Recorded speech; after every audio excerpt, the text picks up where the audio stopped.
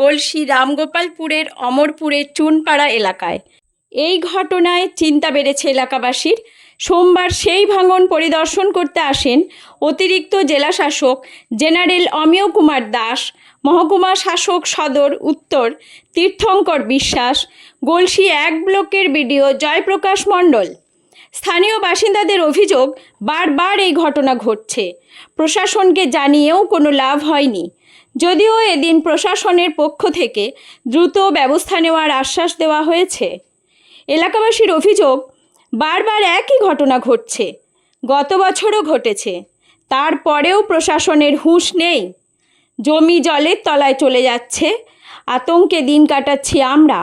যদিও প্রশাসনের পক্ষ থেকে দ্রুত ব্যবস্থা নেওয়ার কথা জানানো হয়েছে। গলসি থেকে নিজস্ব প্রতিনিধি রিপোর্ট, সুখবর টিভি। এই নদী ভাঙনের জন্য মানে এইখানটা ভেঙে একদম আমাদের একটি শিডিউল পাড়া রয়েছে, এসটি পাড়া, প্রায় 150-200 লোক বাস করে। সেইখানে ভাঙন হয়ে সেই গ্রামের উপর দিকে নদী চলে যাওয়ার উপক্রম, আর খুব জোরের উপর, আর মানে 50 ফুটও নেই, 20 ফুটের মধ্যে রয়েছে। তারপরে গ্রাম পড়ে গেছে, একদম আতঙ্কে দিন কাটেছে। রাত্রেবেলায় ঘুম হচ্ছে না এই শিডিউল পাড়ার। অনেক ক্ষতি, প্রায় বিঘের পর বিঘে জমি চলে গেছে কুকুই নদীতে এই বছরই। আমাদের যে শ্মশান আছে, মানুষ যে পুরানো হয়, সেই শ্মশানটাও এই বছরে চলে গেছে।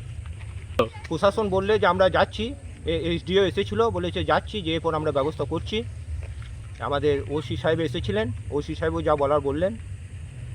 আমার নাম বলরাম দত্ত, এইটা অমরপুর চুনপাড়া, অমরপুরে একটি পার্ট। বাঁধের ব্যবস্থা মানে আপনার কসবা মানা থেকে সোদপুর পর্যন্ত বাঁধটা হয়েছে। এইদিকে বিরিংপুর থেকে আমরা চলে গেছে একদম ভুড়ি পর্যন্ত বাঁধ হয়েছে, কিন্তু মাঝখানে অমরপুরটি বাঁধ আছে। অমরপুর সোদপুর থেকে অমরপুর চুনপাড়া পর্যন্ত বাঁধ আছে। বলছে এইটি আপনাদের দরকার নাই, এইদিকে ওপর থেকে জল এসে আপনাদের হচ্ছে। কিন্তু আপনারা সরজমিনে তদন্ত করে দেখুন, যেটা ওপর থেকে জল হচ্ছে না, এটা দামোদরের ভাঙন থেকে জলটা হচ্ছে। আমার সেইটা প্রশাসনের কাছে আমার আবেদন, আপনারা দেখুন এবং সরজমিনে তদন্ত করে যাতে দ্রুত কাজটা হয়, শিডিউল পাড়াটা বাঁচে, তার ব্যবস্থা করুন। আমরা আগে বাঁধের জন্য আবেদন করেছিলাম, বলছিল হবে, কিন্তু আজ পর্যন্ত হয় নাই। এরপরে আতঙ্কে কাটতে হবে বর্ষার পর। এই বছরে যা হলো, কিন্তু বর্ষার পর যাতে কাজটা হয় সেই ব্যবস্থা যেন প্রশাসনিক করে, সেইটাই আমার আপনাদের কাছে আবেদন। এটা হয়েছে 8 বছর থেকে শুরু হয়েছে, তাও বেশ জলটা পাওয়া বেশি আতঙ্ক আছে। অমরপুর চুনপাড়া ক্ষতি হচ্ছে। শান্তনু পাল, অমরপুরে বাড়ি।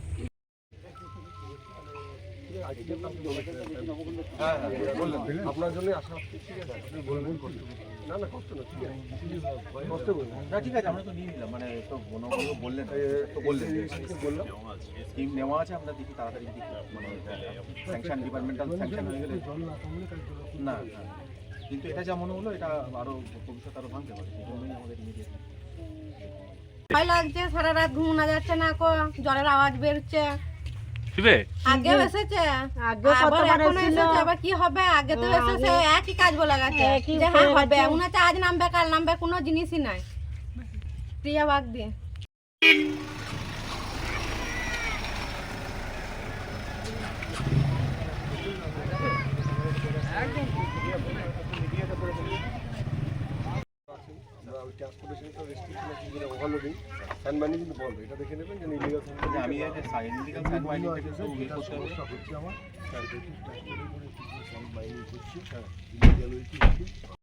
দোয়াপুর কৃষ্ণরামপুরের এই জায়গাটা